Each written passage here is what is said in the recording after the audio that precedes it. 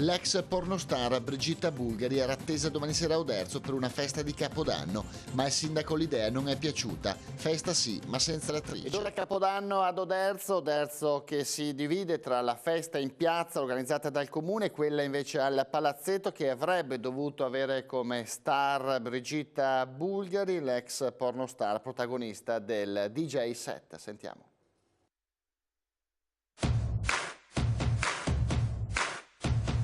Che Capodanno sceglierà?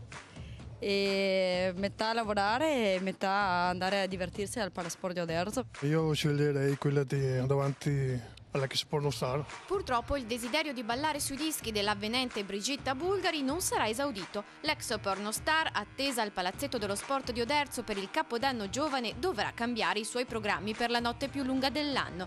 L'amministrazione comunale, saputo della conturbante presenza, ha dato il suo niet. La festa con BB non sa da fare. È una presenza incompatibile, dice il sindaco Pietro Dalla Libera, che ha convocato in fretta una riunione di giunta. Da 4 anni il comune concede il palazzetto per far brindare i giovani di Oderzo al nuovo anno. Si tratta di una festa indirizzata ai giovanissimi, tanti i minorenni, e dunque una pornostar, continua il sindaco, proprio non si addice all'evento. Sono d'accordissimo col sindaco.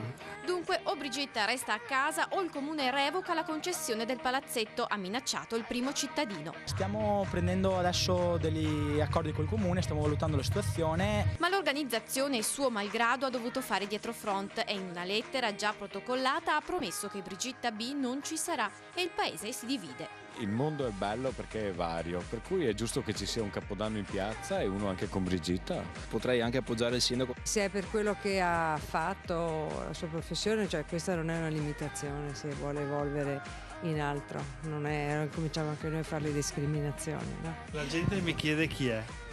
Non conoscono Brigitta Bulgari? No. Intanto il palazzetto si appresta a trasformarsi in discoteca per una notte, mentre Piazza Grande attende gli Oppitergini per brindare al 2011 sulle note della musica degli anni 60 e 70.